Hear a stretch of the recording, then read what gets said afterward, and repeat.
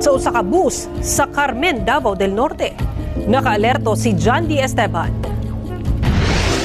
Sulod ni ining bus, nakabsan sa iyang kinabuhi ang usa ka lalaking pasahero 1:30 Sabado sa hapon sa Barangay Santo Niño, Carmen, Davao del Norte.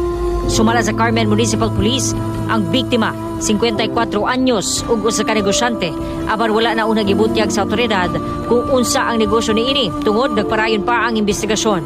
Sa Maharlika Highway sa Tagum City misakay sa bus padulong Davao City ang biktima. Sa likod siya nakalingkod. Samtang sa timog sa Tagum misakay sa susamang bus ang duha ka armadong lalaki. 1.5 kilometers ang gilayon gikan sa gisakyan sa biktima. Gidulit og pusil punting sa ulo ang biktima.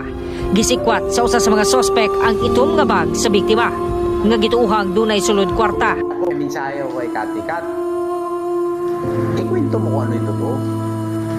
Alam ko nag-aaway kayo ni Tony Boy. Nag-aaway kayo ni Manong Tony. O, di ba? Pero hindi niya naman kinuha yung bahay sa Ayala sa'yo. O, Ayala Labang. O, di ba? Si Manong Tony ba nagbawi sa'yo ng bahay sa Ayala? Talagang ibakas si Marje. Hindi naman siguro si Manong Tony.